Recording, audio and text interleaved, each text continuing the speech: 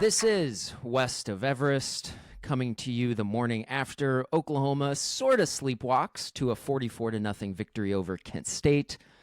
Lee is not here this week. He is busy again hobnobbing with the Glitterati, this time in Austin, Texas.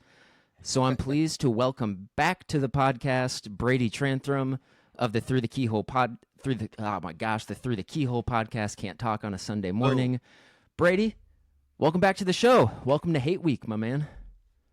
No kidding, it is the best week of the year, isn't it? You know, it's what we sign up to be college football fans for, is when you get to look forward to that annual crusade down to Dallas to go play Texas. But yeah, unfortunately, we got to talk about this game. But one interesting thing, that since you mentioned Lee is in Austin, is he just scouting OU's opponents this year? He was in Tuscaloosa the last time I filled in. Now he's in Austin. Okay, you're kind of breaking some news here, because west of Everest we got like a massive influx of capital. So yeah, we're sending guys out to pre-scout and everything. So just wait for the midweek show when Lee is back. And even though Texas was not in Austin this week, they were in Gainesville.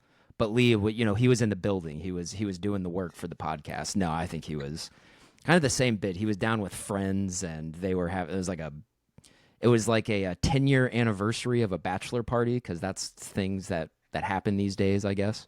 So he was down in Austin with some buddies, but he will be back for the midweek show. I'm glad that you bring up, because I kind of went into this not really sure how much we're going to talk about the Kent State game, because to be completely honest with you, while I was watching this thing live, I was pretty frustrated for a large portion of it. Their second offensive snap of the game, Michael Hawkins gets Keontae Lewis seemingly very seriously injured with a terrible pass into the back of the end zone. And then the offense just sort of had an incongruence the entire time, where everything just kind of felt off. I think a lot of it stemming from their erratic quarterback play. So I'll start with this. I'm just going to kind of tee it up for you. I think a lot of people watching that game yesterday would sort of agree that it was not a great performance from Oklahoma, and probably a lot of ways, or at least on the offensive side of the ball, that is, in a lot of ways rhymed quite a bit with their season opener against Illinois State, I think. And so my question to you, Brady, is how much stock do we put into this game? Because I know that if it's at 6 p.m. next Saturday, OU comes away and they're wearing the golden hat after the end of the game, nobody is going to care about this Kent State game. So how much stock do you put into that performance yesterday? Very little. And the reason why is because, ask yourself this question. If Michael Hawkins, because he was 14 of 24, because I think the barometer for the give a damn meter for this game is just how Michael Hawkins performed for a lot of us. I think especially for you and me and Lee as well. But he was 14 of 24.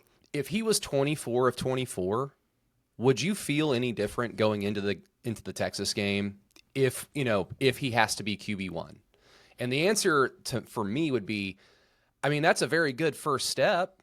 That was pretty cool that he was 24 of 24 in a game, but it's Kent State. That would just be in my head on Tuesday, Wednesday, Thursday, Friday, going down to Dallas is just, yeah, he looked cool against the worst team in FBS. Texas in the Cotton Bowl, even though Texas is, 3-2, they've lost to the two teams on their schedule with a pulse. It's different. And we saw what Michael Hawkins looked like last year in the same environment.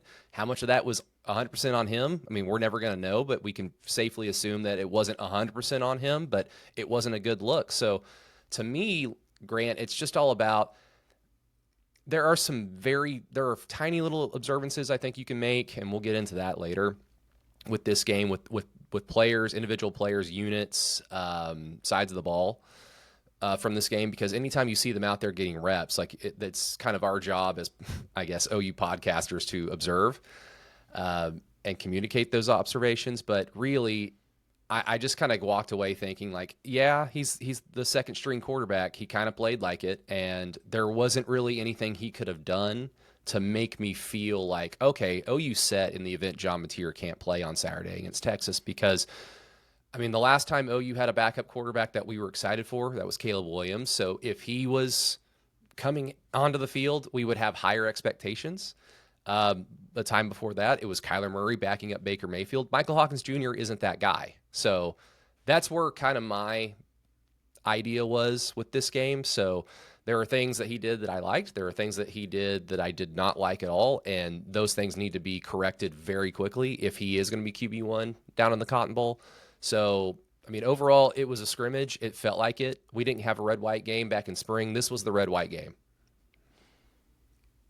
Yeah, and I think you're getting at one of the things that I felt coming into this game when I was trying to get myself excited for it last week is if Michael Hawkins looks great, then there's that easy built-in excuse of, well, it's Kent State, and this is probably the worst defense in the FBS. And if he looks really bad, then you're just like, oh, crap, it was Kent State, and this is the worst defense in the FBS. And while I guess if I'm trying to be totally objective, I don't think I would say that he looked really, really bad, but I thought he probably looked pretty meh if I'm going to boil it down to its essence. And so I'll just kind of where I'm at with this. After watching Hawkins yesterday, I think OU needs John Mateer to play next week to give them the best chance to win the game. And like I'm saying the best chance to win the game, like duh, obviously it's their starting quarterback. But I told you right before we started recording, and I think they can get shut out if Michael Hawkins is starting against Texas next week. I think he's that erratic, and I think it's so obvious what he does poorly, what he does well on tape, and I think a defense like Texas can probably take stuff like that away. But also, like I'll also cop to saying like it's obvious the guy's super talented. The ball explodes out of his hand. I mean, he's got a stronger arm than Mateer does. He throws it harder than John Mateer, which is saying something. Yeah, like Hawkins has high velocity on his passes, and he's got a quick release. And you saw, I think it was in the first quarter, he had a 27-yard run where it was kind of like a zone read keeper, and you can see just his athletic ability when he's out in space, how much ground he covers with one stride. He's a long strider, and when he gets out into open field, he can really run. I would say end of the good there. I think everything else in his game is a borderline disaster waiting to happen. I'm going against a defense with a pulse. I am scared that he is just a turnover machine. And even though I suppose last year when we watched him outside of just that disastrous first few drives against South Carolina, he did a pretty decent job of protecting the ball. But he doesn't seem to be a guy who has made a whole lot of improvements from last year, from what I can tell. And he still needs a lot of work to be done. And gosh, I told myself that I was going to try, that I wasn't going to go super deep into that like right away. But man, it's just with this game coming up, and I mean, we all saw him lose yesterday, and Texas is super vulnerable right now. And I don't think Hawkins gives them the best chance to win next week. No. But also I concede that a game plan would be very, very different than what we saw against Kent State. And that's kind of what I'm telling myself. I mean, how much did clearly during the bye week when John Mateer's injury was announced, or it was the bye week, yeah. When it's announced, OU is preparing for Texas. They're preparing for Texas this week as well, like going into the Kent State game. How much of what they practiced is what they threw out there with Michael Hawkins against Kent State? Just from the standpoint of, well, yeah, you don't want to like throw it all out there. And it's kind of like where I get a little worried and kind of agree with you is, okay, well, if that be the case, then how come you look so meh half the time when you're just running basic sets out there? I mean, like their stuff, I kind of like what's supposed to be the bread and butter. Yeah, I expected kind of a start like the Illinois State game. I think I said as much on the pregame show on the franchise a few hours before the game. I thought that there was going to be a handful of like one or two possessions where it's just like, it's a little slow going, but it's because he's a backup quarterback and it's going to take some time. They scored on their first drive, so that's good. The play itself, the touchdown to Isaiah Satania, I'm not a huge fan of just having your quarterback throw it up into the sky when he's getting tackled to the ground to avoid the sack, unless your man is wide the hell open. And it might not have looked like it on the broadcast. I was in the stadium and I was kind of towards the student section, so I was in that corner basically. Isaiah Satania was wide open, so it was the one time where it's like, okay, that's fine. So I appreciate his ability to keep his eyes downfield, because he is so athletic. And sometimes when you have quarterbacks that are that athletic, they lean on their athleticism as a crutch. He clearly is trying to do the right thing as a quarterback. So I appreciate that. At the same time, though, and we'll get into it, it's just, it took him, 4 or 5 throws to really kind of get to the point where he was delivering the ball in places where the receivers could have made the catch. And even then it was sporadic. So, I mean, maybe he just needed kind of this type of game to get his legs under him. But I mean, Grant, we talked about it a little bit on Through the Keyhole. I know you guys talked about it on West of Everest after the Temple game. And it was like, well, is it fair to look at what Michael Hawkins did in garbage time when it's 45-2, whatever the score was at the time, and just look at his handful of plays and go like, okay, he ran a few times and then he threw the ball deep a few times and didn't get a completion. That seems like the same dude we kind of saw last year. Just not precise, not decisive, just kind of like chucking the ball all over the place. And is it fair to kind of make observations based off that? The thing that I took away was, man, I expected more, because I was excited about Michael Hawkins, A, staying and being OU's backup quarterback, and B, getting coached by a dude with a brain and Ben Arbuckle in a system that is good for quarterbacks. And I didn't see any of that development in that garbage time experience, and I really did not see it that much yesterday against Kent State. So, I mean, the overall point that we're going to be talking about here, because it's a Kent State postgame show, it's basically a pre episode for the Texas game, is Michael Hawkins Jr. either needs to improve drastically going into this week of practice if he is going to be the starting quarterback, or, maybe Ben Arbuckle's plan is, hey, Michael, I apologize, but we are going to run you into the ground if you have to play. So eat your cereal, get your, not Tylenol, but get your medication ready for after the game, because you will be getting tackled a lot, because your athleticism gives us the best chance to win the game if you are QB1. And that's not a very comfortable place to be, even when you're going up against a team that, like you said, is extremely vulnerable right now. Yeah, and I think a really fair way to describe Michael Hawkins at this point is, I think he fulfills a football cliche. I think he is the prototypical athlete trying to play quarterback. And like I said, he's a splendid athlete. I mean, he is. Yeah, I'm very impressed with his physical tools. Everything else is just, by my eyes, not particularly good. And there was a sequence here that I really felt like I wanted to show everybody. It was a 3-play sequence. And I'm just going to kind of play it as I talk over it. But this 3-play sequence here, this was the first drive of the third quarter, when the game is still 23-0. It's not fully into garbage time yet. But this is just a really dreadful sequence from Hawkins, where you see all of the limitations of his game. And it started on 1st and 10, and it was 3 consecutive throws. But you see his inaccuracy, you see his sloppy mechanics and footwork. And I think you also, without kind of looking at the full picture, you also see a lot of his inability to recognize stuff pre-snap as well.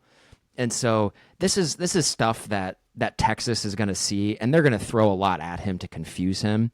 And that's where, and like I'll say, yeah, if Michael Hawkins is starting next week, I highly doubt that they are going to ask him to throw the ball 35 times. It's going to probably be a very run-heavy approach with him. This is weird.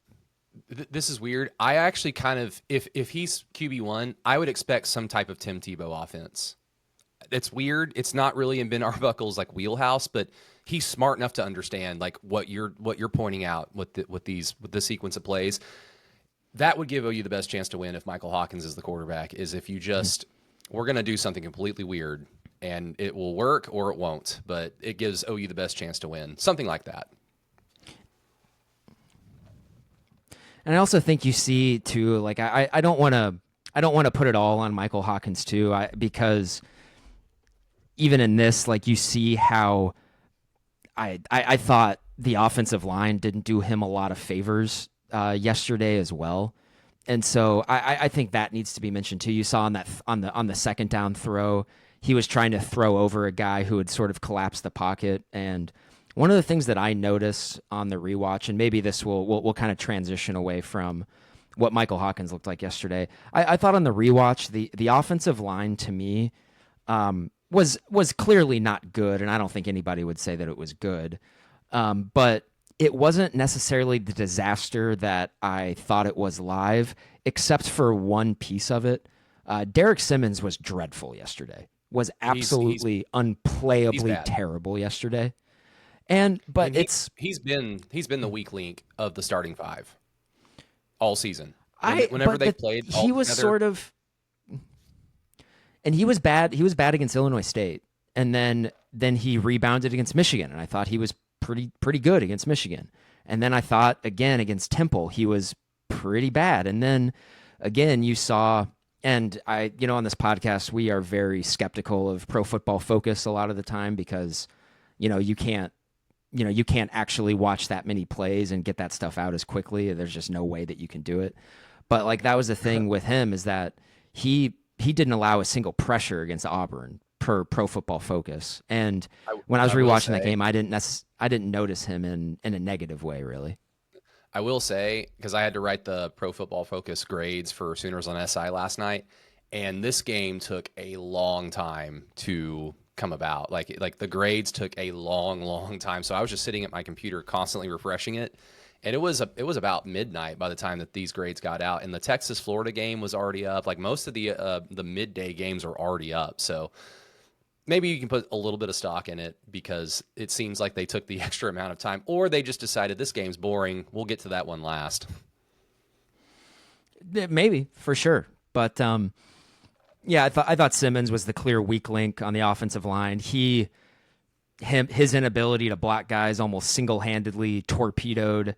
I don't know, 5, 6, 7 plays, Yep. and a lot of those it's kind of putting you behind the chains too. And so I mean, you got 5 to 7 plays where where because of you the offense moved backwards. That's a lot. That's a lot right there. And so I'm not necessarily as concerned about him moving forward. Although I wouldn't.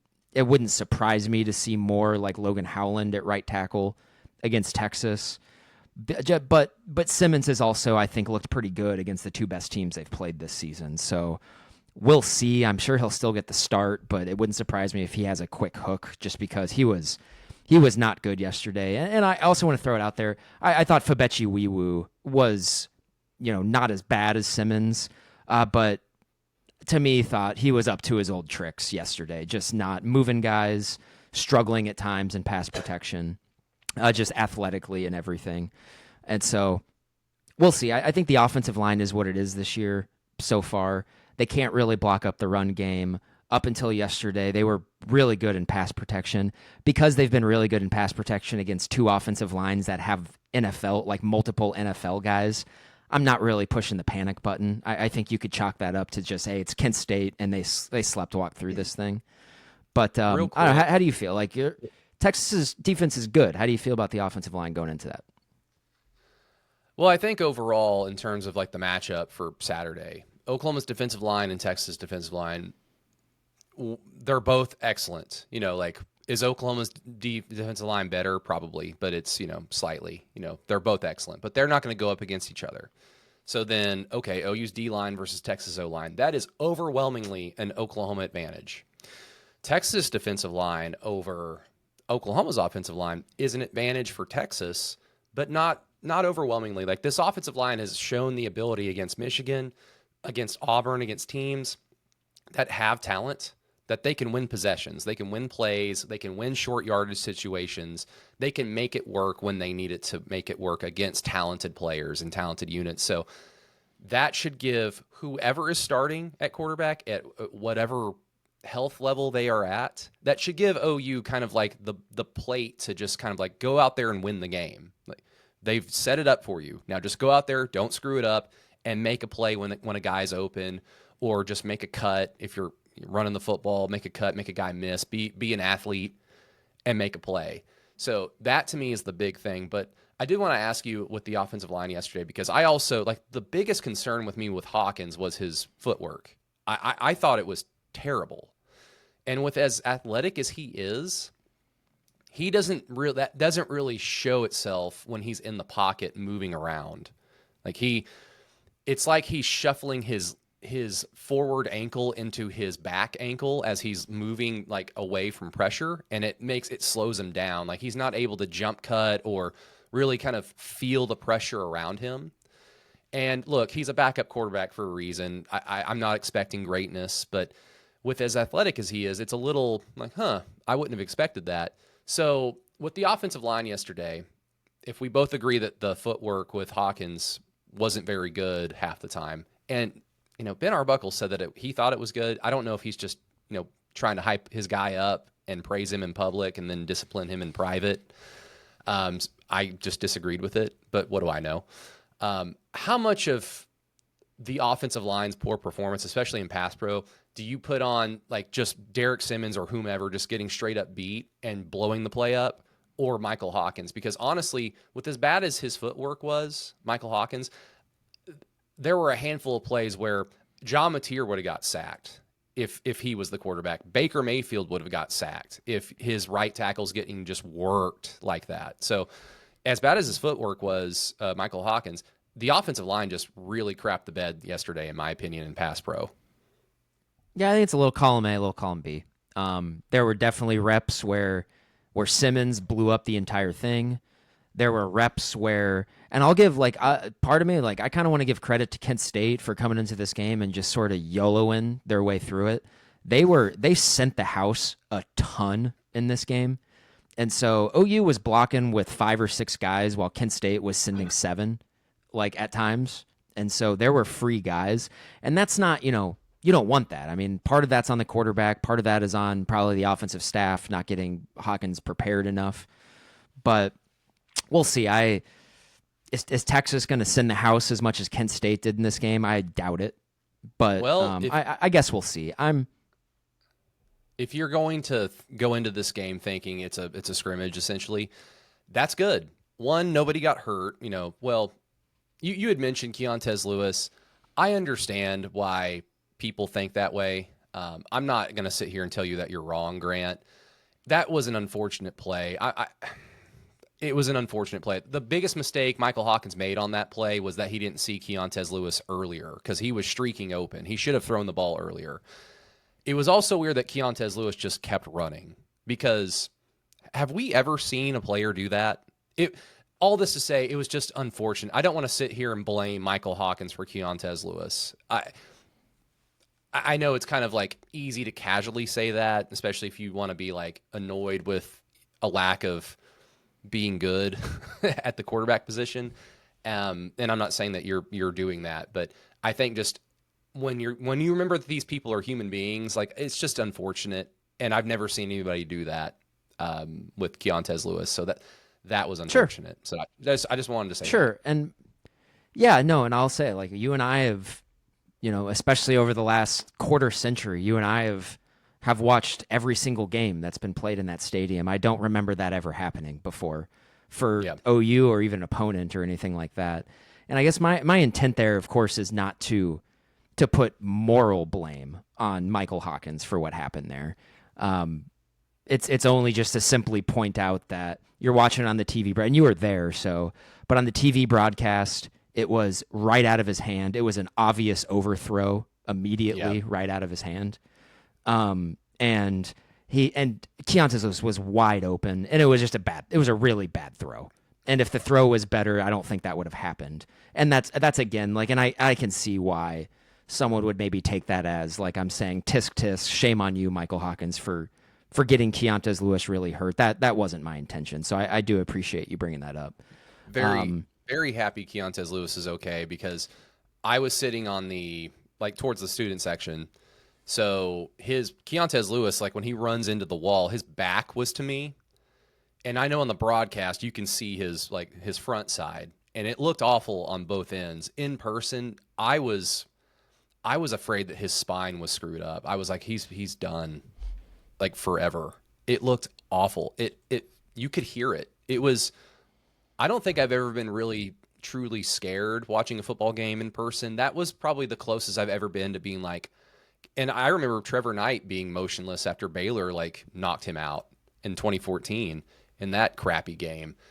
This was the first time where I was just truly concerned for someone's life and happy that he's okay. It was I'm scary. sure. It I'm was sure he'll come scary. back and play. I'm sure he'll come back and play. At this point, I'm just like, I'm just happy he's okay. And it sounds like I've seen reports too that he was in the trainer's room during the game and he was up and he was walking around and he was so that's obviously a relief. Whether or not he plays, I think next week has everything to do with whether or not he was concussed on the play. Yeah. Which it kind of seemed like I don't know how he wasn't, I suppose, but it depends on how he hit everything. But I do want to say, yeah, like even watching it on the TV broadcast, him running into that brick wall, it was very violent. I mean, it was one of those things where they didn't even show a replay on the TV broadcast, and because it was pretty hard to watch, and Yeah. so I'm glad that he's okay and there's no permanent damage or anything like that, and so I'm trying to think now. I'm trying to think of other things that happened on the offense. I You want to talk thought about Jaden Ott? yeah, I was going to say only two running backs played in this game until Gabe Sawchuk got in on the last drive. And so I found that weird. It was just Blaylock and Ott.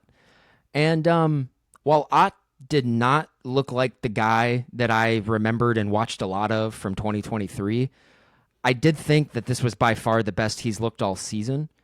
And he's got an ability to be patient and set up blocks that I don't think anybody else on the team has shown up to this point yet. And it makes me wonder if with him, he's just got to find the right concepts for him to get out into space and to because I guess the one thing I'll say about Ott is I think we're going to see him a lot more against Texas. That what we were talking about in the pregame this past week leading up to this game of is this when they're going to try to get him hot, kind of get him. It kind of seemed like that's exactly what they were trying to do, which was nice to see. But also, I didn't see necessarily like the explosive burst that I would like to see, but he also didn't have a ton of space to operate. And so we'll see, man. I think that was, I think you can pretty safely say at this point, what he looked like yesterday, he looks way more capable between the tackles and like setting up blocks than a Javante Barnes does, who was mysteriously absent yesterday. Yeah. I think with Ott, there's two things I wanted to say, like, and I'll start with the good. I'm a gigantic Tory Blaylock fan. I hope that he stays at OU for the entirety of his college career, because at some point he will be at OU with an offensive line that is experienced and talented enough to run block well. And when that happens, I think we're going to be very pleased with Tory Blaylock as OU's running back. So hopefully he stays, because I think the world of him. I think he's very talented. Jaden Ott, when he was out there, yes, you're right. He didn't look like the 2023 Jaden Ott yet. Will he ever? I mean, we don't know. But he looked better than Tory Blaylock has all year. And in just a handful of runs where he looked different. It was a different look. And I think you and Lee are always harping on this, and I 100% agree. And I'm an old school kind of college football fan. When there's a freshman running back who's good immediately, it gets me excited because it just reminds me of being a teenager and watching Adrian Peterson. So it's just like, okay, OU's got a great running back for 3 or 4 years. That's awesome. Running back is a position that you can just kind of tell very quickly if a guy knows what they're doing or not. In those handful of runs, Jaden Ott looked like he looked special. He just looked like a guy that knew what he was doing, that, like you said, knew how to let blocks develop, exploit them, get extra yardage. And so I'm excited because it had to happen against Kent State. It had to be yesterday. If you're going to be a factor for this offense, Jaden Ott, it had to start yesterday. And I saw enough to go, okay, give him 5 or 6 carries early against Texas.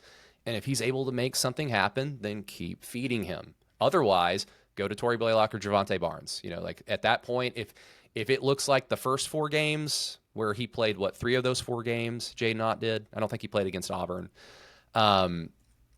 If if it looks like that, yeah, sit him because he's just not going to be a thing this year. But if he makes a guy miss, if he breaks a tackle, if he gets some extra yardage, okay, then maybe the light bulb is coming on. And I think we saw what could be the beginning of that yesterday. And then the other thing, and it's a very go ahead. Oh no, I was just gonna say with Ott, I like how, and this is one of Lee's criticisms on Torrey Blaylock that he's had through the first handful of games, is that Blaylock doesn't really run to space very often. And he kind of prefers to run through guys. And with Ott, he pretty clearly tries to run to space. In fact, you can see his head move and his eyes scan looking for space to run to, especially while he's in between the tackles. And I actually saw that a little bit in the Michigan game too. And I was like, I kind of wish that he'd get a little bit more run, because there's something about him where he's looking for space. And there's no other running back on the roster who does that consistently. And so it was good to see that multiple times in this game. And I think you just got to find the right concepts for him. And I think he really needs the right offensive fit for his game. And we'll see if they found something with him. But you had another thought. What were you going to say?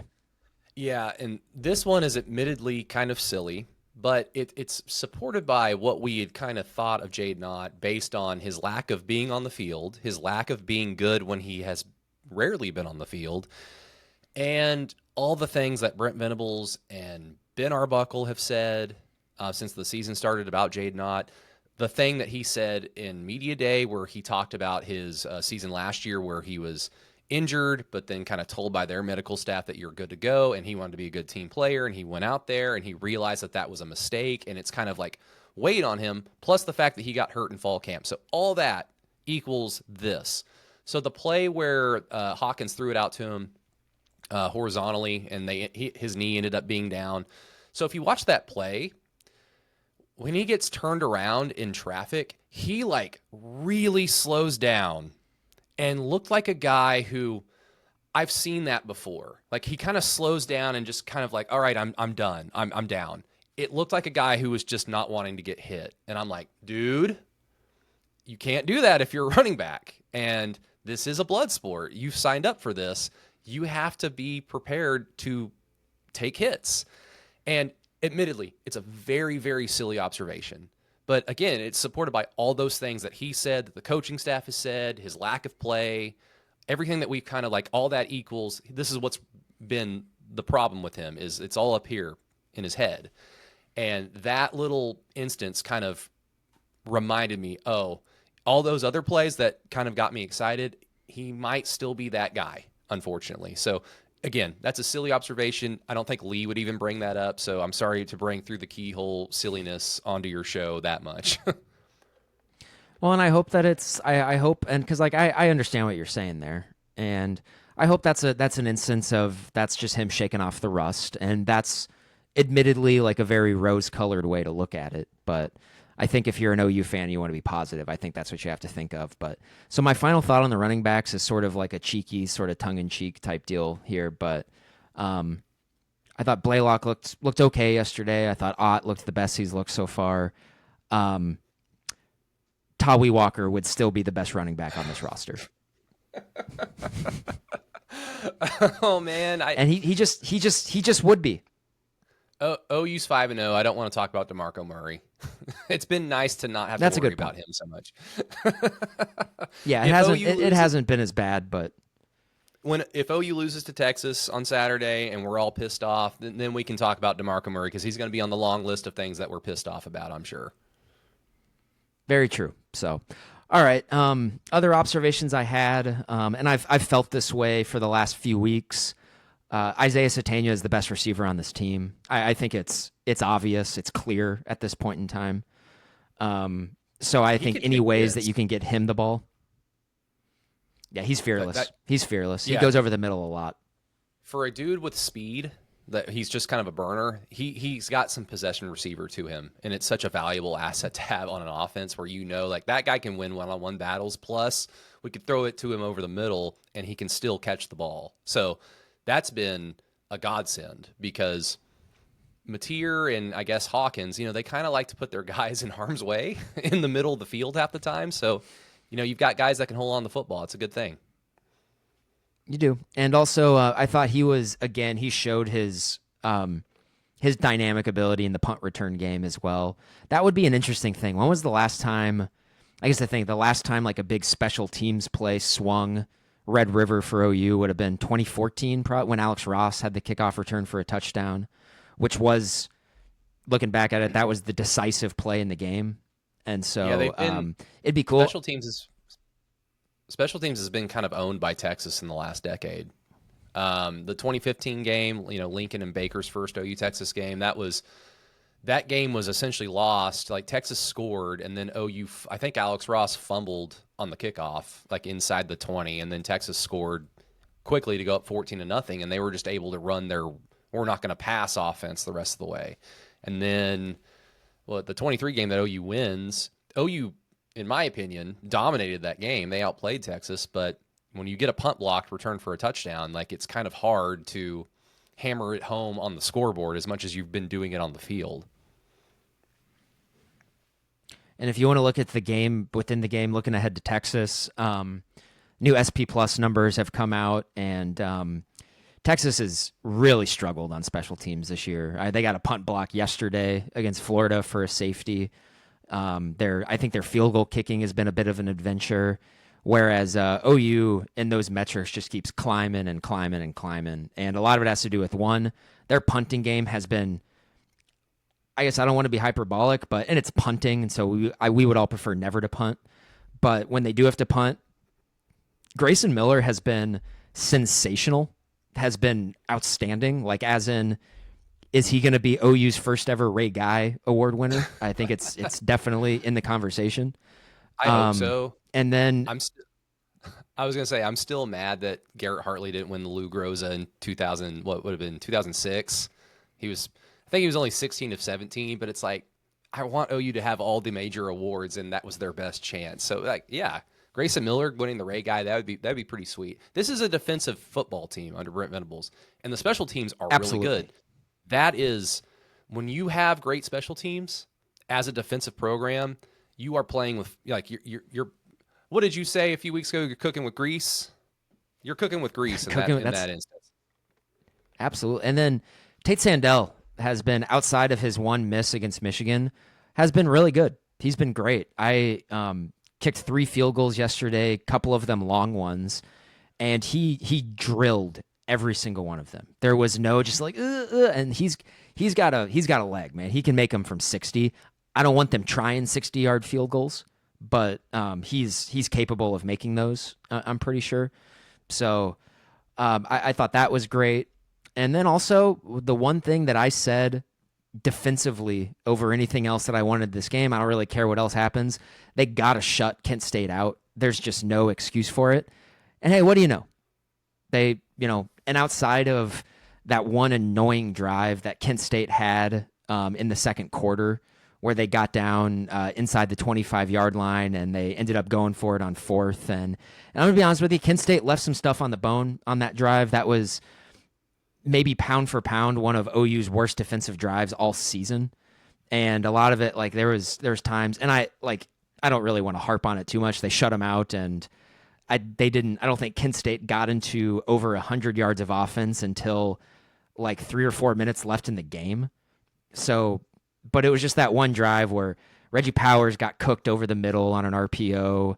On third down of that drive, Kent State's quarterback missed a wide open guy in the corner of the end zone.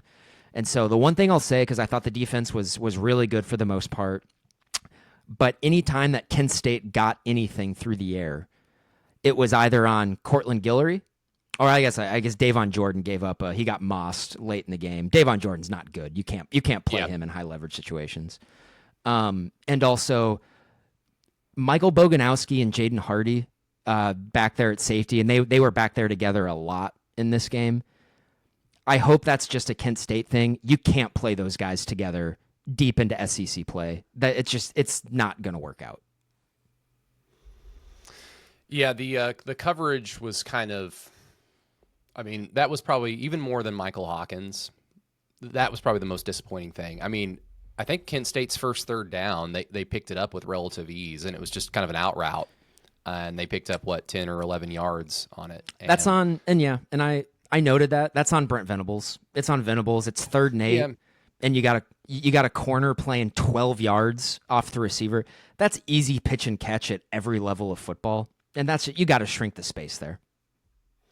yeah, I mean, the way Brent tries to attack offenses, I mean, it's very clear that he tries to he goes about it in a way where he just kind of assumes you're gonna make a mistake. Like you're not gonna see that. You're not gonna see it because you're gonna be too concerned about David Stone chasing your ass down, which more times than not has happened. And when you have a defensive line like that can apply pressure like they do, you can kind of, as the play caller, safely assume that, yeah, this quarterback's going to miss dudes who are, if you watch the film, oh man, he's wide the hell open. How'd you not see that? Well, it's because all these dudes are chasing me. So I get it, but it is kind of annoying because it's going to happen against Texas where it happened last year, that 3rd and 7 when they put in Makari Vickers and then Wingo goes for 60 or 70 yards when Texas was backed up. It's like, why did you choose then to put Makari Vickers, who has not played all year, on the field on this high leverage play where your team that is completely and utterly undermanned has a chance to get the ball in very good field position? If you force them to punt, it's stuff like that is just annoying with Brent Venables. But overall, yeah, it's great. But the coverage, yeah, Cortland Guillory has gone from I'm really excited about him to, man, turn your head, play the ball, please. Like, Yeah, that you're clearly man, talented. that PI, man, that PI that he had in the 4th quarter was, and like I granted, man, the game was 44-0 at this point in time, and so you can take it or leave it. That's fine. But that was awful. That was just so awful. In fact, because like I know I'm going to ask Lee about it on the midweek show, and I know he's going to have a lot of thoughts on it. But I got to, man, that PI that Guillory had, it gave me Kerry Cook's PTSD, like big time. Yeah. And I just I going into the game next week, I would feel a lot more comfortable if it's Gentry Williams and Eli Bowen on the field 90% of the time, because I know if Guillory is out there, Sark is going to go after him. And I know this and like you bring up the pass coverage and their ability to cover and everything. That's the one thing on this defense right now that I'm still a little iffy about. And this defense through 5 games has been really good. They're 2nd in SP plus. They're still, they don't, they're 1st in the country by like a wide margin in success rate allowed. Tackles for loss is up. It's just like massive, just explosive numbers. They play 3 teams that can throw the ball at a high level this year in college football, and they play them back to back to back on the schedule. That's Ole Miss, Tennessee, and Alabama. I still don't know if we're going to fully know if this team can cover the pass until they play those 3 teams. And I haven't seen anything up to this point that makes me feel better about those games.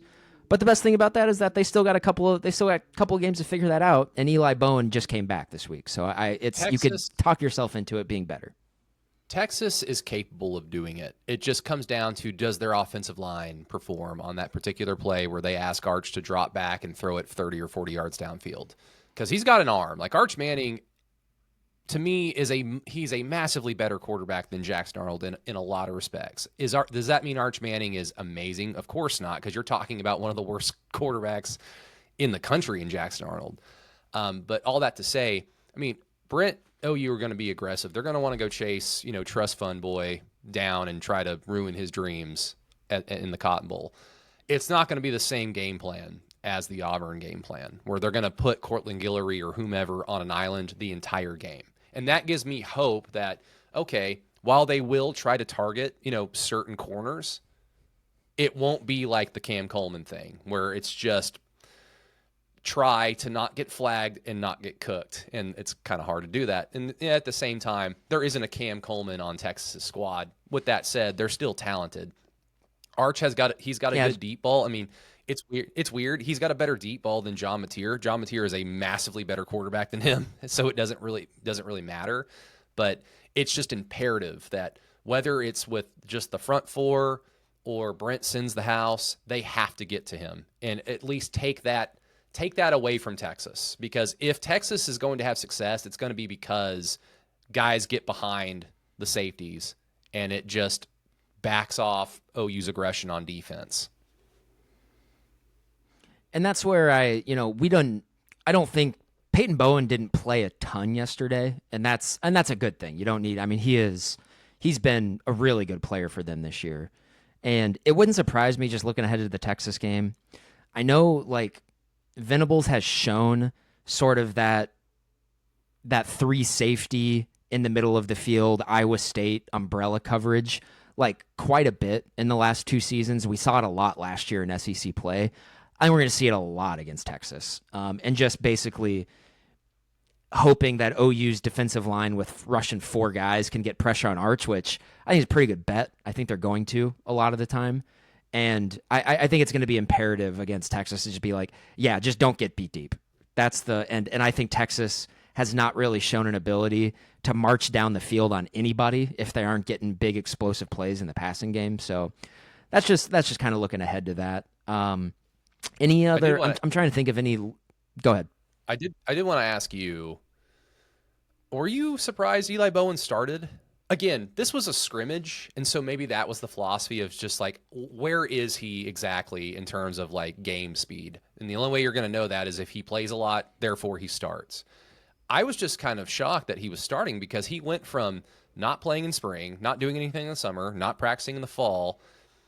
He started practicing, a week or 2 ago, according to Brent Venables, and then he just starts. It was just like, huh. And he was fine. I mean, PFF grades, I just have it up here. Where is he at? I mean, he didn't necessarily grade out very well. I mean, he was only out there for 23 snaps. He graded out like 56 overall. Okay. Did you see enough to think, okay, like I want him to start over Cortland Guillory? Because obviously, based on what he's done as a Sooner, yes. But right now, like I don't know if I want to see him start because I don't know if what I saw yesterday was enough. Personally, I want it to be Bowen and Gentry a vast majority of the snaps against Texas. That's what I would prefer to see. I don't think that's going to be the case. I think we're going to see a ton of Guillory.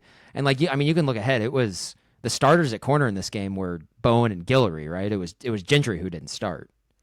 And yeah, he only played 8. He only played 8 snaps. I just okay. So maybe we'll see. I would just really prefer it to be Gentry and Bowen a vast majority of the snaps against Texas. We'll see. I didn't notice really much from Bowen, either good or bad, in that game. There was one instance on that one annoying drive that Kent State drove in that we were talking about.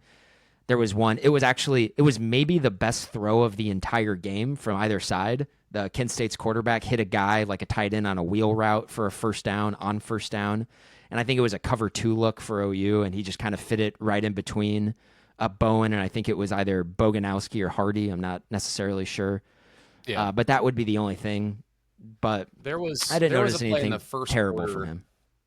There was a play in the first quarter where I can't tell if the receiver appeared to be open because the ball was so woefully inaccurately thrown, like 5-6 yards out of bounds, or if he was wide open and it's bad. You know what I mean? Because like Eli kind of pulled up, so he immediately, it was like a deep, like a 15-yard out route towards the Kent State sideline, I believe in the first quarter. And the guy was just, the throw was there to be made. If the ball was more accurate, I think Eli plays it better. But I couldn't tell just in person. I didn't think there was a good angle of it because you could only see it on the broadcast, but I actually noted it because it was on Kent State's first drive, and it was on 3rd down, and it was kind of disappointing where OU actually sent some pressure, and Kent State protected it really well, and the guy had a really clean pocket to throw to, and yeah, you're right, the guy was wide open on a corner route, and Kent State's quarterback just airmailed it, just a bad throw, and but also it is what it is. I mean. Kent State quarterbacks are guys are going to miss that throw. I mean, Hawkins missed that throw 4 or 5 times in this game. So it just kind of is what it is up to this point. So Anyway, I thought one, I guess, a really good thing. The defense, they forced a turnover for the first time this year. That's great to see, I suppose. And they didn't, and I'm happy that it didn't happen in some sort of like fluky way because I would start to think, crap, they just got. I don't like wasting turnover luck against teams like Kent State or Temple or anything like that. I'd much prefer them get lucky on turnovers in Dallas. So it was good to see that those were two genuinely just forced turnovers. The R. Mason Thomas strip sack, which Grayson Halton recovered and returned for a touchdown. And then Jaden Hardy, like I said, I already told him I think he's kind of unplayable. But I will say that he made a nice play on the ball on that interception. That was an RPO that he just kind of stepped right into the passing window, and that was good coverage. So hats off to that. So that's good to see. I hope they force 4 of them next week. That would be sweet. Yeah, I mean, they usually come in bunches, and what a hell of a time for that to start. One tiny thing. Caden Helms. I forgot he was alive. Good for him, man. Good for him. And does it seem like that maybe he's... how much do we take from this game? Is he second in the pecking order at tight end? In terms of pass catcher, I would say so, just by default, right? I mean, it's still the Jaren Kanak show. And we didn't see much from Kanak in this game. That I would say was from design. The biggest thing that I saw from Kanak was when Deion Burks got blown up on that kind of sweep play or whatever.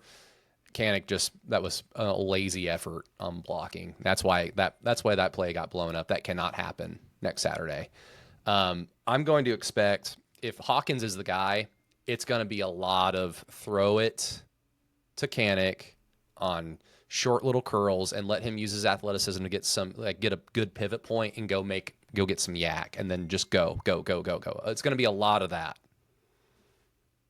And I would be surprised if it is.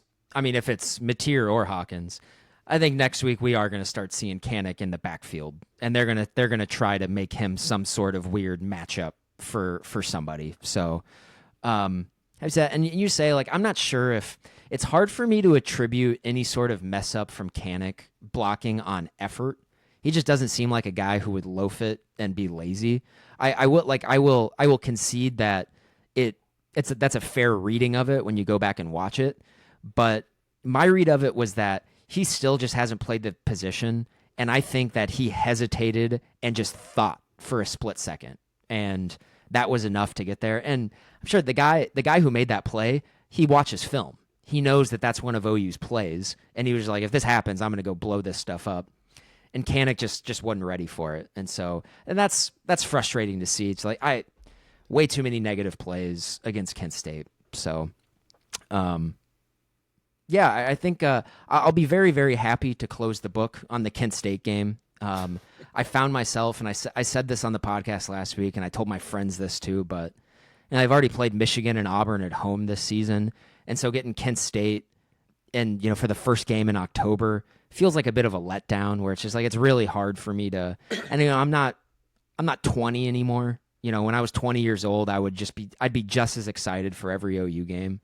But we've been around a lot longer, and so that one was pretty tough to get excited for. And I'm happy that we're I'm happy I'm happy that we're on to Texas week. Yeah, no kidding. I mean, games like this are a chore. This is an example, like Illinois State's kind of the same way. This is an example of Joe Castiglione getting the memo of the 11 a.m. kickoff controversy, but not reading the content of the memo, because Auburn, Michigan, Nebraska, put those games at night so you can have a great game day atmosphere, all day tailgating experience. That's what. When OU plays these teams, kick those games off at 6 a.m. like they're playing in London in the NFL, and get them the hell over with. Like, seriously, get them over with so we can all watch the rest of, I missed all the cool games yesterday. I barely watched Alabama Vanderbilt. That ended up being a good game. I only was really able to just keep track of the Texas game via my phone. And it's like, yeah, I got to watch OU kill some, I didn't even know Kent was a state. I mean, what are we doing here? Just get these games over with, please. I understand why you have to play them. I understand why. I'm glad they got it out of the way. I mean, because typically this game would be in November. I'd rather have a bye week, quite honestly, because the other thing with these games, and it unfortunately happened to two players. I mean, Keontez Lewis and Logan Howland limped off towards the end of the game. We have no idea what his status is. But you don't want to have guys get hurt in games that are meaningless like this. So yeah, they're not fun for anybody except for the backups that are like, hey mom, I got to play yesterday. Yeah, and I think that's a good transition spot because you were in the stadium, so you weren't able to keep track of those games. I was able to just YouTube TV. You can do the multi view, and I was over at. So we had one screen that had the multi view of everything. I had the OU game on my laptop, just because OU Kent State. Nobody else wants to watch that game. And then on the big screen, for a majority of the time, we had Penn State UCLA, which I got to tell you. And I'm not gonna spend a ton of time on this. That game was just delightful. What a wonderful college football game that was, and just like the storylines of it, and Penn State being a dumpster fire, UCLA being a dumpster fire going into the game, but finding absolution, was what I thought was really cool going against a Penn State team that I thought at the end of that Oregon game last week had a lot of quit in them, where it's like this could be a Penn State team that just wilts and dies. You called it for sure.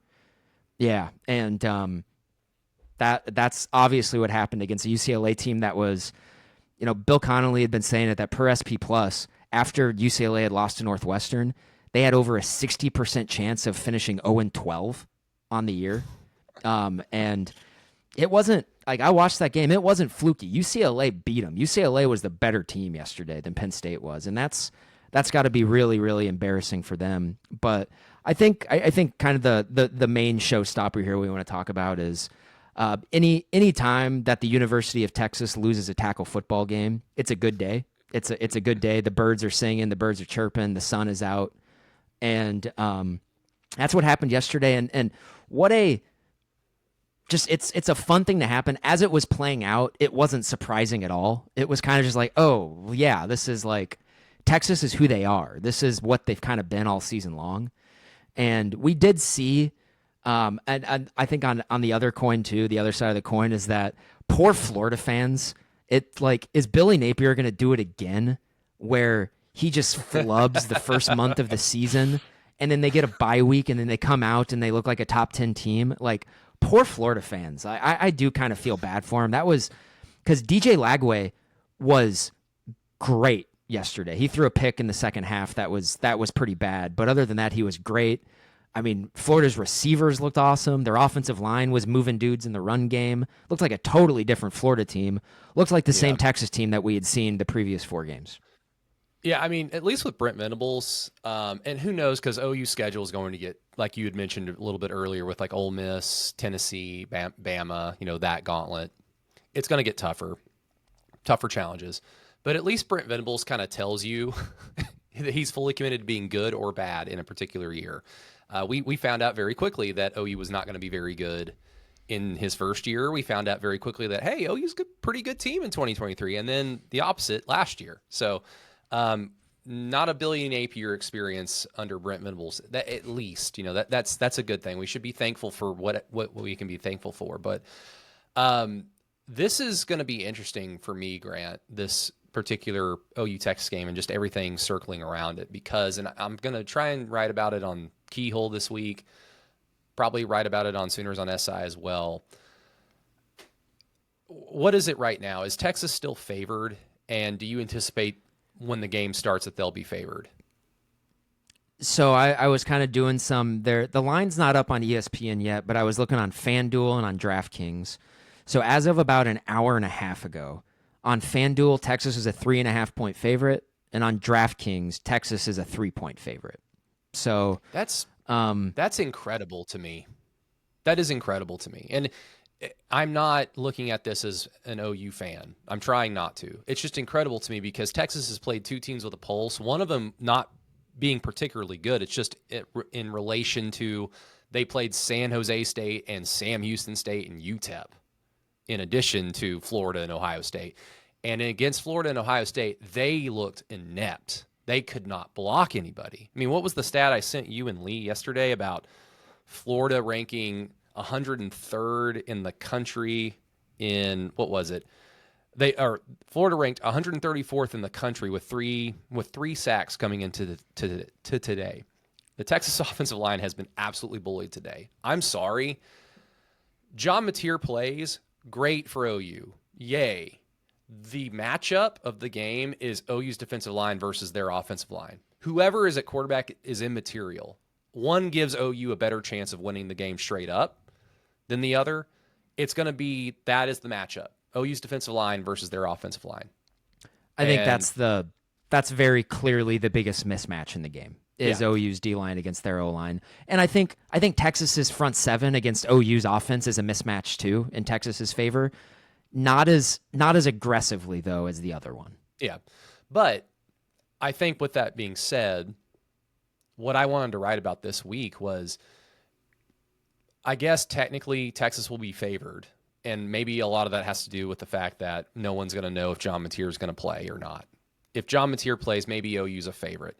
But I think, considering what we've seen out of Texas, I think from you, me, I would say probably for my co-host at Keyhole and then Lee's perspective, I think we're going to go into this game expecting OU to win. They've played like the better team this season. If Michael Hawkins plays, yes, that will kind of move the goalpost a little bit for all of us individually. But overall, OU has been the more capable team this season. Doesn't mean that they can't lose on Saturday, but that's the expectation. OU Texas is always a big game. All right, Brent Venables, what do you look like in a big game that a lot of people expect you to win? That is not a place he's been a lot. You could say Bedlam 2023 is a game where it's a big game because it's Bedlam. And at the time, it was like OU and OSU were kind of vying for positioning to get to the Big 12 championship that year to go play Texas. And they fell on their face, but they had opportunities.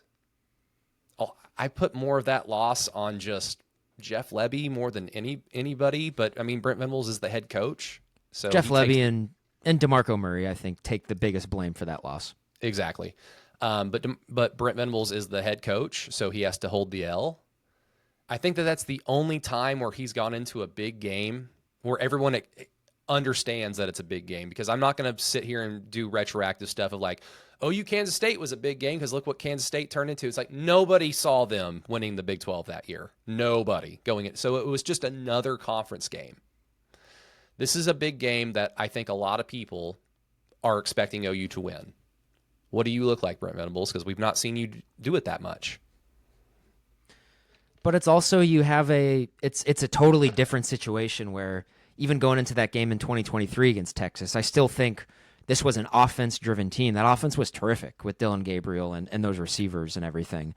And this is a totally different OU team. This is an OU team that I think, to me, most resembles like dusting off. I mean, nearly 25 years. I mean, this is a team that reminds me of the 2002 team. I think is like one of their best is the best one-to-one thing. An offense that flashes like a pretty high ceiling at times, but's pretty inconsistent from down to down. And just like I think the defense on this team is better than 2002, but that's for another discussion. But I don't know. You bring up an interesting thing because you bring it like that Bedlam game was obviously a big game, but it was coming off of a loss. I remember pretty distinctively there was a lot of people picking Oklahoma State in that game. Because Oklahoma State was kind of hot going into that game. They hadn't lost in a while.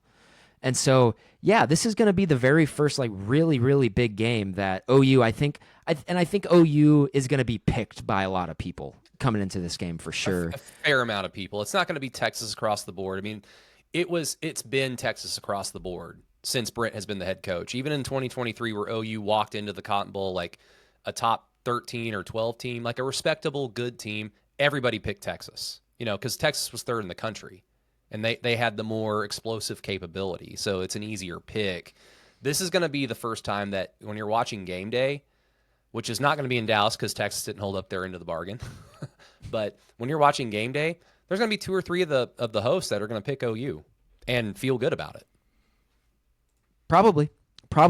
And we'll say, I will say this, and I think we're going to talk more about this too in this show as we go on. But with Texas being a 3-point or 3.5 point favorite, whatever book that you can get it at right now, I will say it's really, really hard to find value in games these days just because the lines in the last handful of years have just gotten so much better. And I'm fond of saying on this podcast that you can essentially got to wait for SP Plus to come out, and then you'll know what the Vegas like over unders will be, what the lines will be, because they match almost beat for beat every single week. This is a rare opportunity where you can get a lot of value as a bettor if you take that stuff, at face value. Texas being a 3.5 point favorite right now at FanDuel. Brady, SP Plus has OU as a 7.5 point favorite over Texas right now. You're getting maybe that's 11 points of value. 11 points of value in that game if you're a bettor.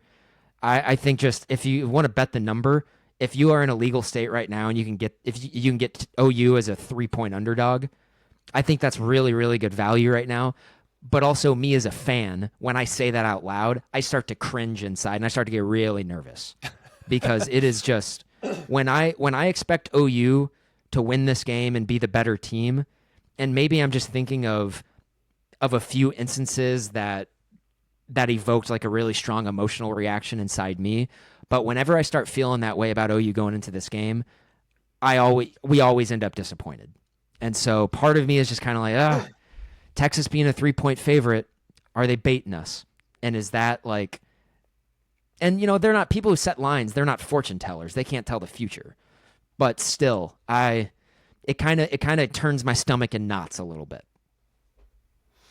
Yeah, because that's the other factor is historically when Texas is the higher ranked team, OU does not fare well really at all. When Texas is the lower ranked team, they fare much better than OU as the lower ranked team.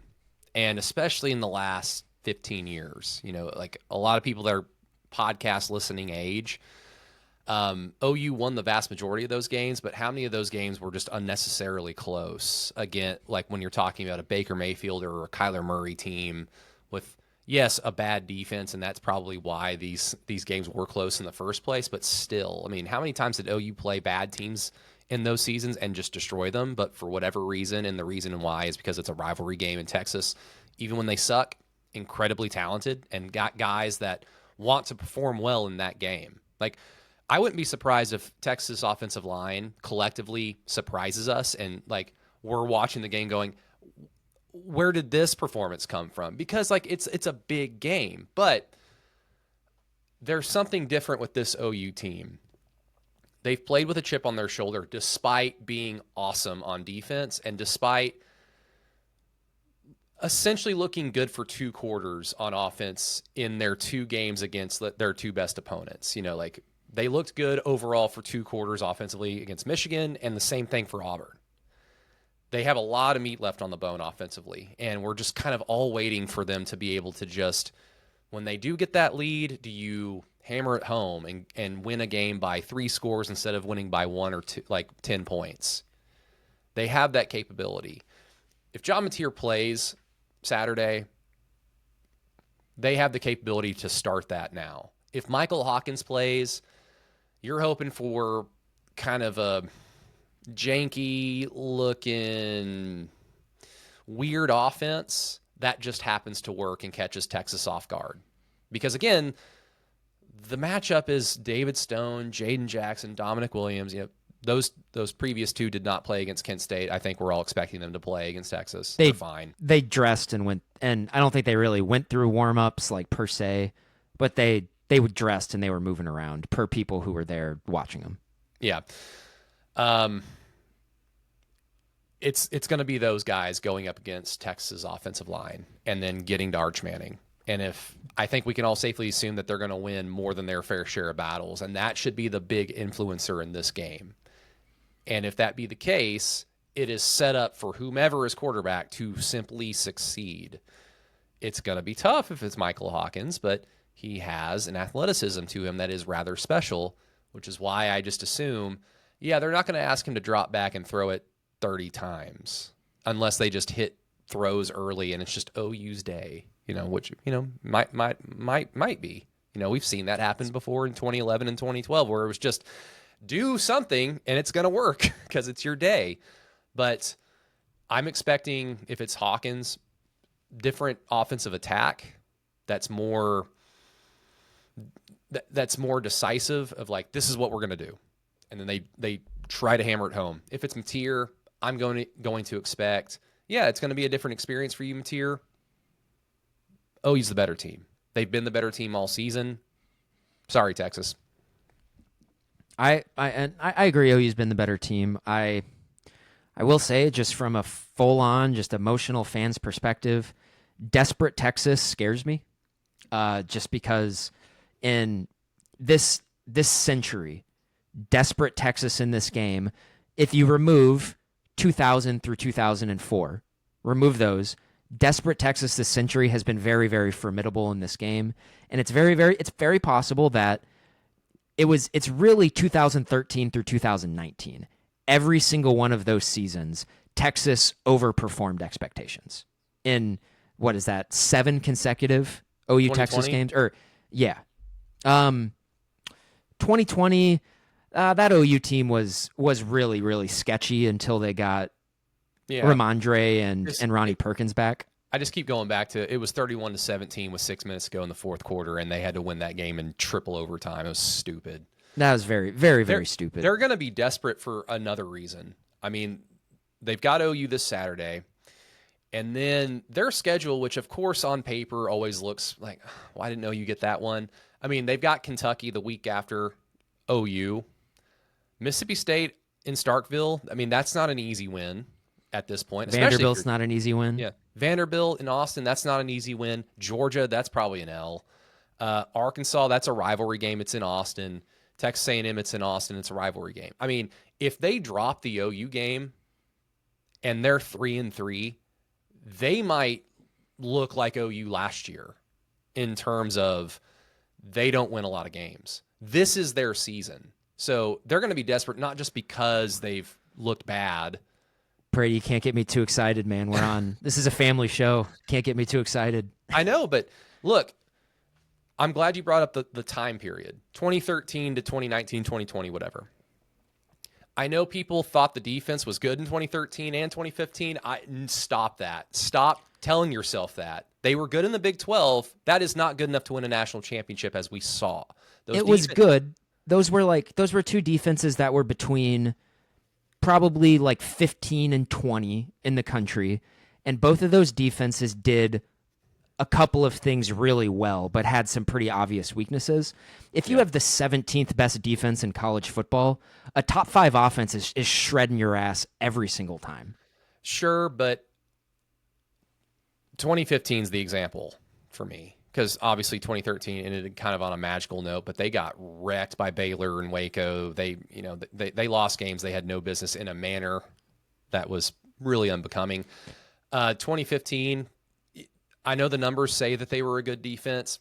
I get out of here, because the backup quarterbacks against Clemson. I mean, a lot of it was helped by backup quarterbacks. That's not OU's fault. Those teams were still very good. TCU, Baylor, and Oklahoma State were still very talented and capable.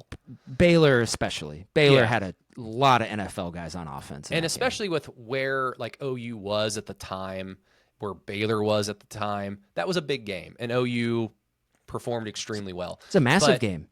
But OU's defense, when they played somebody who was actually like, okay, here's where you find out if you are a national title contender, they were just run off the field in the second half. And it was just QB power left, and Mike Stoops couldn't stop it. So all that to say, yes, desperate Texas is scary. That time period was the reason why we have that idea in our heads. It was because OU's defenses sucked, and they opened the door for desperate Texas to have success. This defense doesn't just not suck. They are awesome. And they have the ability to just boringly destroy you, whether it's we don't have to blitz anybody or we can blitz a handful of guys. I look forward to seeing Kobe McKenzie just throwing his body into a human being and just saying, I might not get to the quarterback, but I'm destroying you. That is what he's done all season long. I look forward to that. This defense should not be able to allow a desperate overall bad offense to have success. Will Texas have success on a handful of plays? Of course they will, because they're talented. But overall, this defense should not allow Texas that much room to hope, like deep into the game. The only way that that would happen is if the offense, Oklahoma's offense, does not score. And it just, you keep giving them chance after chance after chance, and the defense just gets tired. And I think that's what I'm most scared of. You said earlier, like we were talking about 10 or 15 minutes ago, that this is a game that a lot of people in OU universe are going to expect Oklahoma to win. And you asked how does that change depending on quarterback availability? I'll say as of right now, and my feelings may change as the week goes on. If you told me right now that Michael Hawkins is starting this game, I expect Texas to win the game. I think Arch is a lot better than Hawkins. And I think the pieces around Hawkins and Arch, I think you could probably argue as a wash maybe at this point in time, maybe a slight advantage to OU, a slight advantage.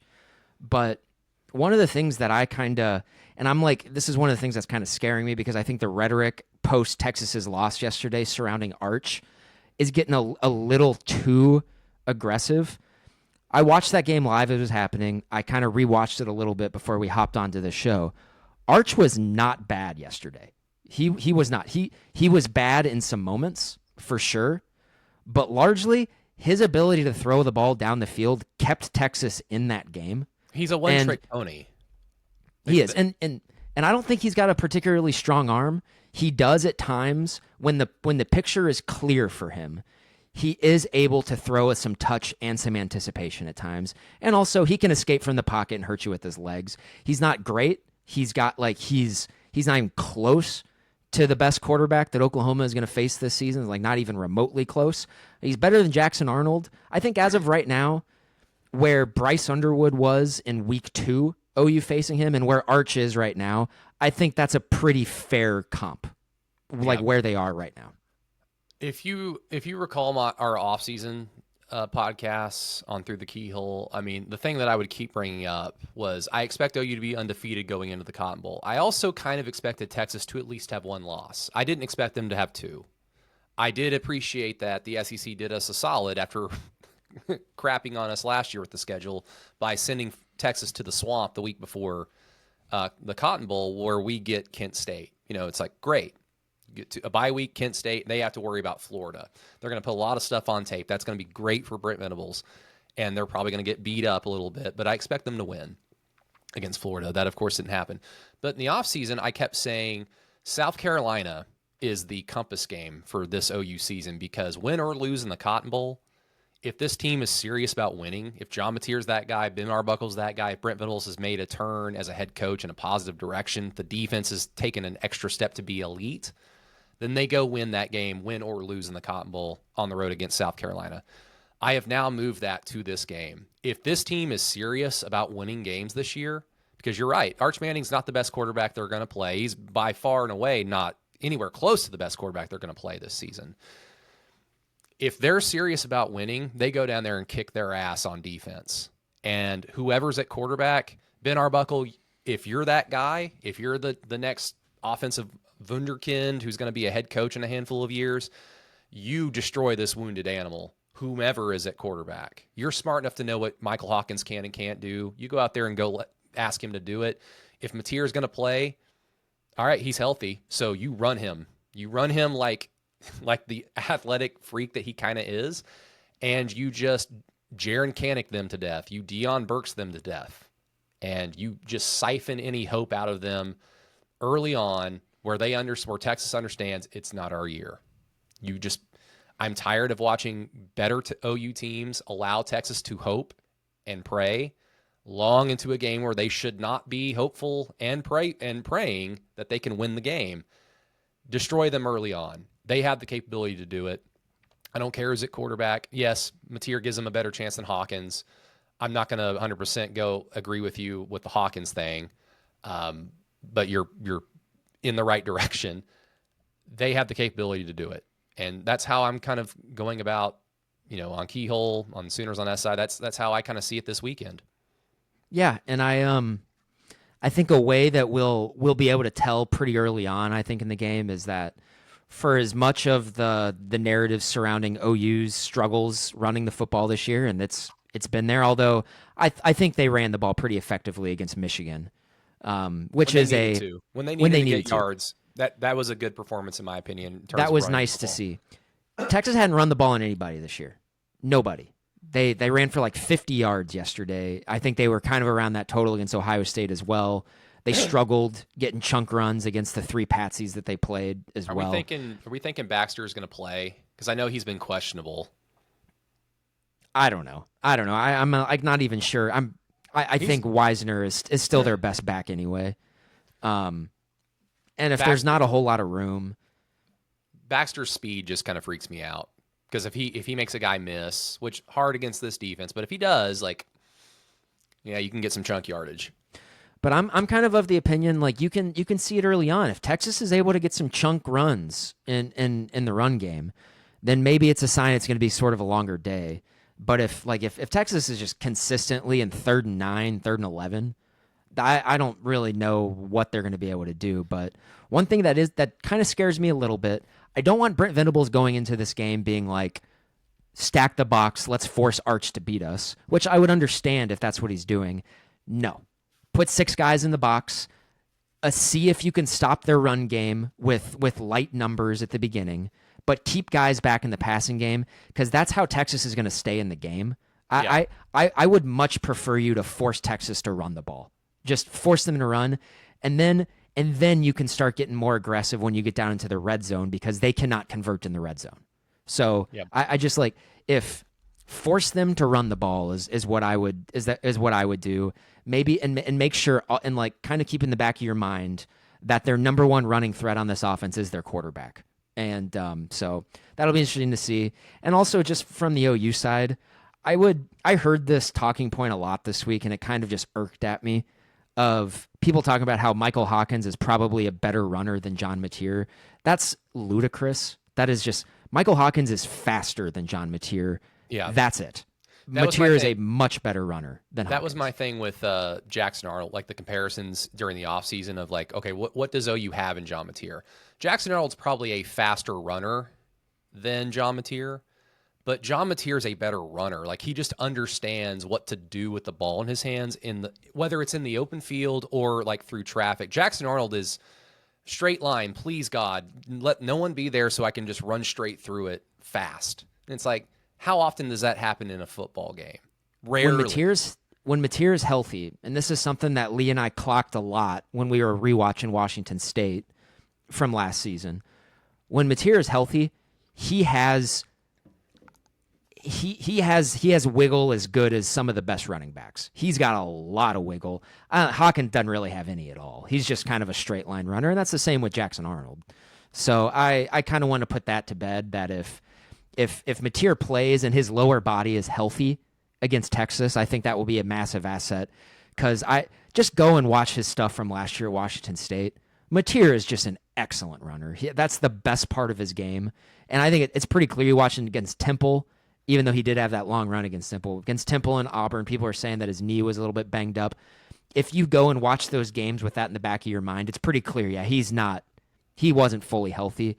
This is going to be like nearly 4 weeks for him. That maybe whatever was going on with his knee could heal up and he could play as well. And we'll see if he's got that wiggle. So I do want to end with this, Brady, because you and I were talking about this yesterday. I want to tee it up, and I don't know how long we're going to talk about this, but I want to talk about it too. Sark, because I'm not going to be able to get you on this show, for who knows how long, and this is the only opportunity we're going to have.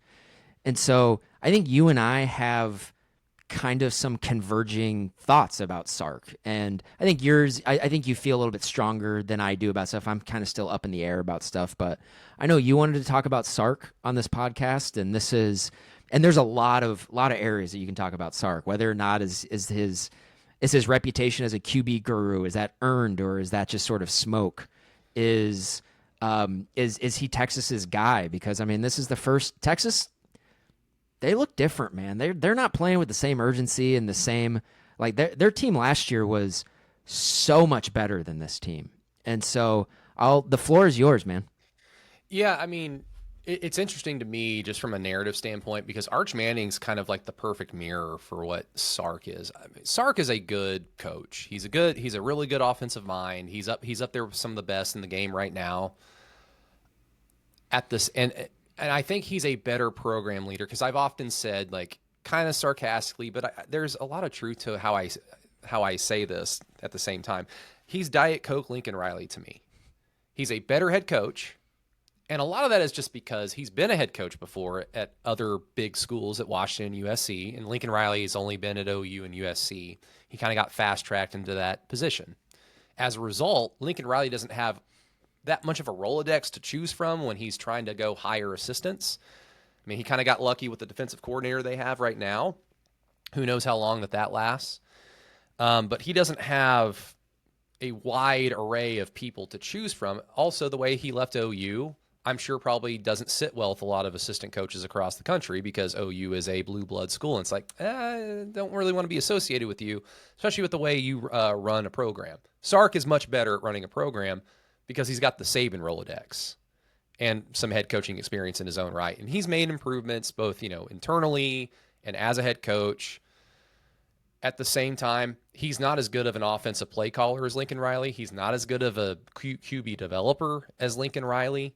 So it kind of just balances out to, you have to just be extremely talented for his faults as a coach to not matter as much. And when Texas has a badass offensive line that they paid a lot of money for in his first year as a head coach when they recruited them, they're good. They're very good. Even with Quinn Ewers as their quarterback, who's a good college quarterback, but oh well. They clearly did not have a pivot from the Pancake Factory because once those guys went to the NFL and graduated, they are left with this crappy offensive line. And cool, you can draw up some really cool plays that make the scouts on Twitter, like all those nerds, go, look how phenomenal this play design and concept was. It's just like, yeah, but they didn't do anything with it. It's like, who cares? So to me, I think Brent Venables has proven to being a better what he is. Like, he's still trying to prove to be a head coach. He's done well thus far this season. I think Brent Venables has proven to be a better defensive coach than Sark has proven to be an offensive coach. And that's just another reason why it's like it's right there for you for the taking, Brent and OU. It's right there for you.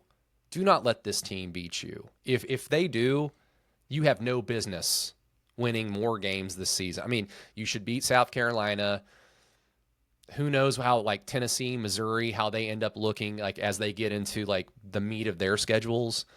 But if you're going to lose to Texas, you damn sure ain't winning on the road against Tennessee probably. You damn sure not beating Alabama on the road. This is it. You need to go out there and beat them. And to me, like, Sark is just the whole thing with Arch that I said at the beginning, like him being a good mirror, is the media fast-tracked and really wanted Arch to be a thing because it's an easy story to write. The media really wanted Sark to be like what they saw in Lincoln Riley as like this offensive guru, runs an exciting program, and it's at Texas. Like, they finally did it. They hired the guy, and he came from Alabama. Look at those offenses in 2019 and 2020. Like, yes. And it's just, they started 5-7. Then they recruited really well. And they only beat the teams that they were supposed to beat. And anytime they played somebody that was just as good as them, and that includes OU in 2023, anytime they played somebody that was just as good as them, they lost. And if I'm a Texas fan, the way that I'm an OU guy, I look at that and go, you're not good enough.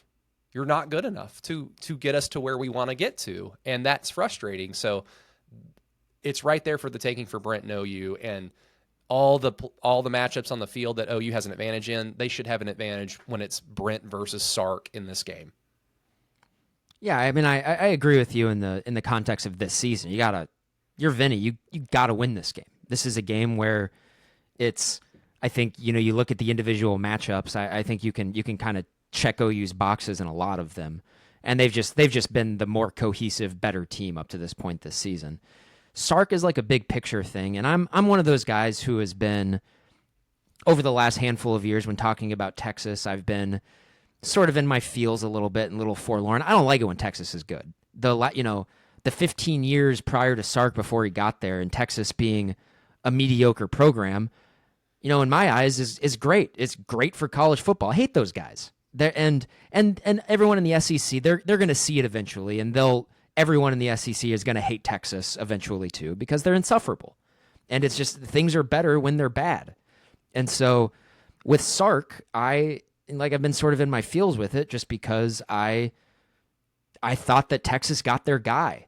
And to me, the whole storyline of Texas does, like, whether you think it's Georgia or one of the Florida schools, that's fine, whatever. But Texas as a program, from if you just look at it on paper, they have the highest ceiling of any team in the sport. They are the richest program in the sport. They are in the most talent-rich state, not like per capita, but they have the most high-level players in terms of pure numbers of anyone in the state. And they are a massive national brand that, for whatever reason, all of the normies just kind of lose their mind and get all gaga over the stupid Longhorn logo. Yeah. So and I thought with Sark that they had gotten their guy because I had saw the end of the Mac Brown era, Charlie Strong, and Tom Herman, them just not being able to figure it out despite having like pretty decent players. And yeah, they go 5-7 in Sark's first year, but they were young and I thought they punched above their weight. The next season, right, like they're playing a lot of young guys because they got the dudes from the Pancake Factory, and I think they went 8-4 in the regular season, and they did lose to some teams that they weren't supposed to lose to, like Texas Tech, and I'm forgetting who else they lost to. I think they lost to Kansas State and stuff too.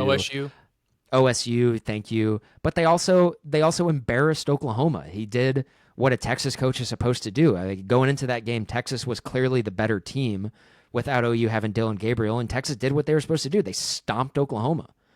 And then you see, and they also kind of punched above their weight against Alabama that season as well. Until Quinn got hurt, you could have told yourself the story that Texas was going to win that game until Ewers got hurt.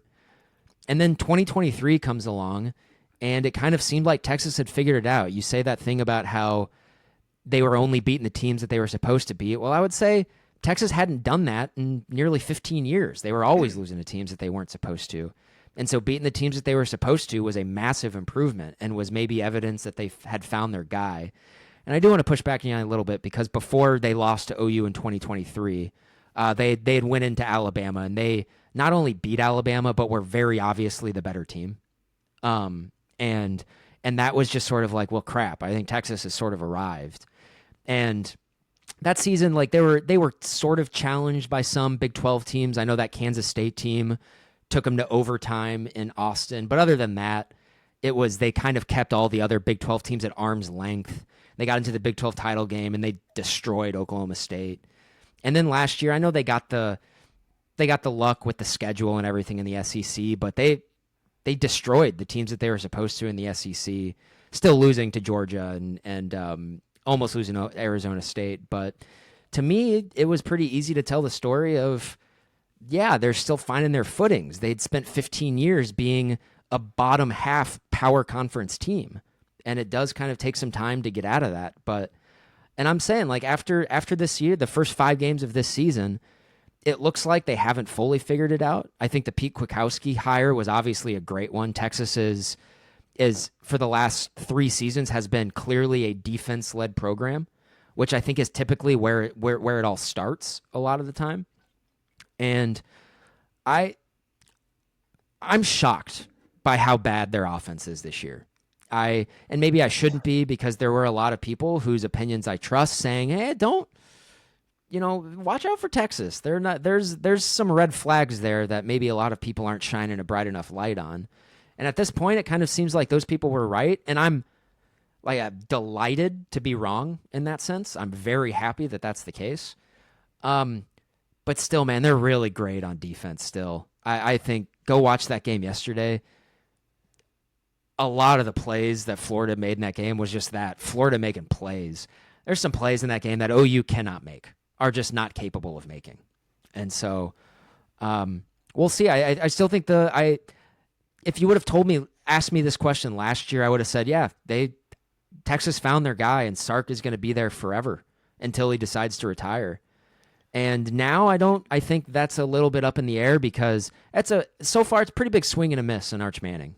But I'm happy to report that it is now back up in the air for sure.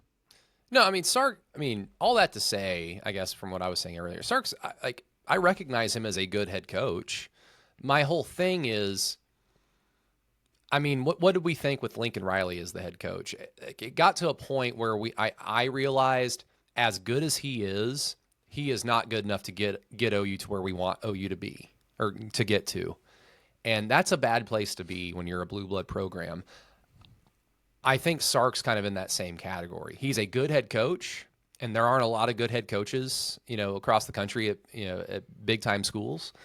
It's hard to find a good head coach, but I don't think he's that guy to overcome a lot of things. Like a lot of things have to go well for them. And some of those things are you get fortunate with your scheduling, and they've had opportunities and they've just let them go because I don't think he's that particularly awesome at being a head coach. I think he's got faults, and they show themselves in key moments. It happens to be against like the few good teams that they ever play. It's interesting. I always forget about that Alabama win that they had. And the reason why I forget about it is because that Alabama team was completely and utterly different after that game, or 2 weeks later. They were completely different. Now, credit Texas for going in there and winning. That was a very good look for them, but it was getting to a point where like Texas is bound to get one of these, right? And they finally, like after 15 years, they finally get their like, oh yes, they get their big Texas is back, folks moment. And it just didn't really equate to anything because they're a program that fancies themselves as a national title contender, and they've not been there. I know they get quote unquote close a handful of times, but a lot of that closeness has been because Washington had like kind of that fluky injury thing that happened at the end of their playoff game, and it's like no, Texas just lost that game straight up. They shouldn't have had that extra chance to drive the field. Oh well. I don't know. It's just Sark is perfectly good for Texas historically because Darrell Royals their best head coach of all time. Mac Brown's a close second. I know they have like the Bible guy from like the 40s, but who cares about the 30s and the 40s? They like Makovic, Fred Akers, like those guys won a lot of games, and they were there for a long time. Texas historically is just Darrell Royals, their Barry Switzer and their Bud Wilkinson. Mac Brown's their Bob Stoops, and then they have a handful of Chuck Fairbankses and Lincoln Rileys. They've got a handful of those types of coaches. And I think a lot of it is just because even when they're bad, they are just one of the more talented teams in the country. Whereas when OU is bad, it's hard to get talent to come to OU when they're not kicking ass. So, and I think the talent piece honestly tells the story of Sark's tenure so far. We talk about them being so good in 23 and 24 and also 22 for times. How much of that is just because they had 4 NFL draft picks on their offensive line, a factory of NFL wide receivers all in the program at the same time? I mean, we talk about guys like Xavier Worthy, Jordan Whittington, who is like a really nice college player who has kind of carved out like a bit of a role in the NFL as well. Last year, you had Matthew Golden, who was a first-round pick, Isaiah Bond, who I saw played a lot of snaps for the Browns this morning in London. That's a lot of really good players they don't have anymore, and that's not even to mention guys like Jatavian Sanders and, who was their tight end last season, who was better than Jatavian Sanders. Yeah. I'm blanking on the name, which is embarrassing. The white guy? yeah, exactly. But I think this year you look around, you just watch their offense. They don't got those guys anymore. Their offensive line is clearly nowhere near as talented as it had been the prior 3 seasons. They don't have and I know Ryan Wingo is a big time 5-star recruit. He's not Matthew Golden at this point in time. He's not a Xavier Worthy. I will say I am terrified just as an OU fan and I don't think there's any rational reason to think this way other than superstition. It's just easy for me to picture them just being annoyingly picked apart by Parker Livingstone. And I'm just, please God, I just don't don't do this to me or do this to us. But I think in this NIL era where it's talent and talent acquisition is much more complex and it's much more difficult, I think this is a season where, looking through the first 5 games, the talent acquisition piece for Texas, especially on the offensive side of the ball, I think everything was wrapped up in this being Arch Manning's year. I think that has kind of rebounded on them pretty aggressively. And I think that sets the stage for where they are right now. And Texas is going to lose 3 or 4 games, maybe even more. They have a meat of the schedule that's really tough after this, just like OU as well. And Texas is going to be heavy in the portal in the offseason. They got more money than anybody to spend, and they're going to be spending on offensive linemen and receivers. And as of right now, unless Arch makes massive improvements, they're going to go out and they're going to get someone new to play quarterback as well. So yeah, and I think Sark has shown an ability to put out a really good top 3, top 4-ish caliber team when he's got a bunch of dudes on the offensive side of the ball and on the defensive side of the ball too. This year, they got dudes on defense. I don't really think they got many dudes on offense, and they're going to try to change that. And then let's see what Sark looks like after an offseason of using their money to try to fix their perceived problems on the offensive side of the ball. I think that's fair. Yeah. Again, OU fans know this. When you bust on a 5-star quarterback, and look, Arch Manning can still prove to be a good college quarterback, but as a 5-star, can't miss recruit, he ain't that guy. He's not going to He's be. not. Yeah. He's not. And I can tell you right now, he just doesn't the way that the ball leaves his hand, he just doesn't got a lot of zip. He just doesn't. Yeah, he's not that guy. So all of the Twitter and message board scouts who are watching his high school tape in Louisiana being like, this guy? Whereas I was the one who was saying, guys, Nick Saban doesn't offer guys just because he likes Nepo babies. I think the guys who were saying this guy's tape's not very good, just as sort of an amateur eye, at this point in time, they look right. Because I watch Arch out there, and I think he's what I saw against Florida, he's fine. He can complete some passes. Yeah. But can't miss 5-star guy. You've been banging the drum for years now. You're totally right. He's just not that at all. I watch Jackson Arnold's got more physical ability than Arch Manning does. Yeah, all that to say, when you bust on a 5-star quarterback, you take a step back. There's just nothing. That is a hard position to overcome.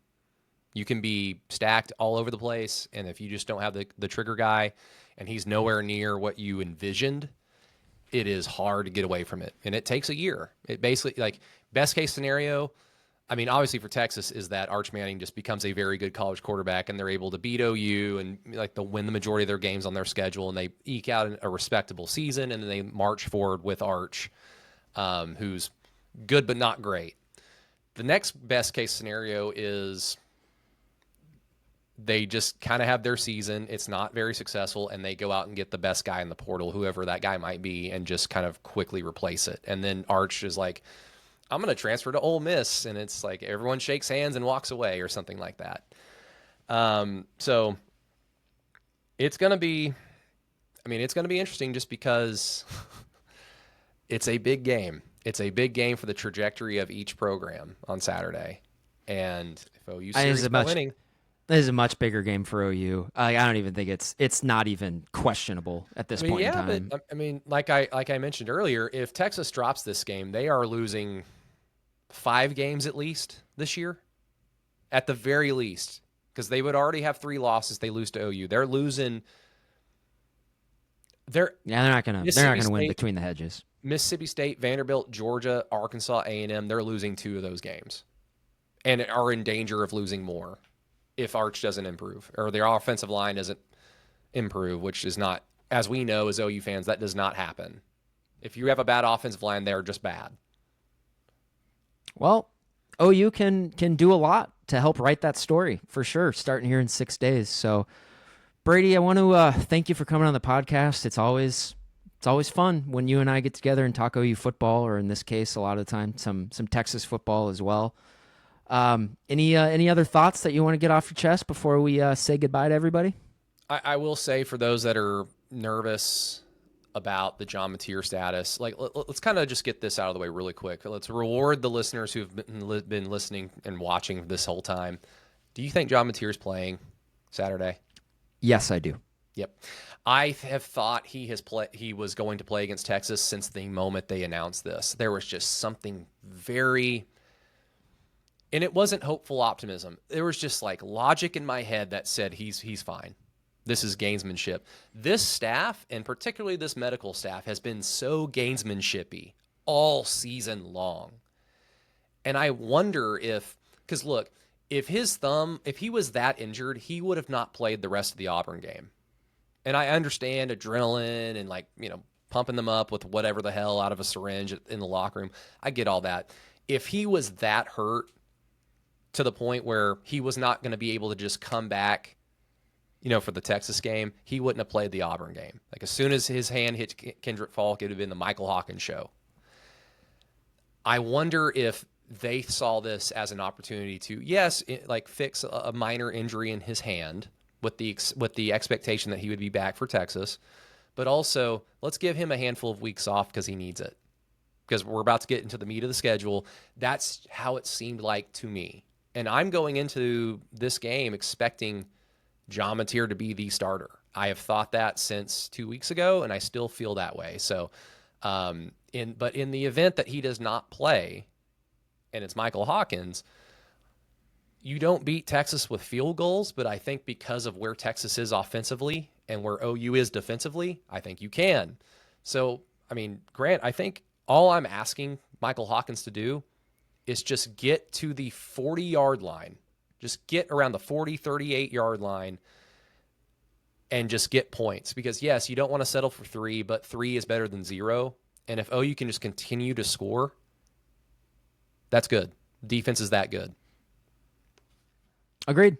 I think it's going to be a defensive-led game anyway. And, to me, with Mateer and my feeling and everything, I'm kind of pointing to that Jared Goff factoid of him playing 12 days after his surgery. And you go back, you can look at what Goff said after the game. He said, when his first game, he said, he's like, I'm not 100%, but he's like, my hand doesn't even hurt right now. Like, I'm okay. Like, that wasn't and there's part of me that's just kind of like, same surgeon, kind of sounds like a pretty similar injury.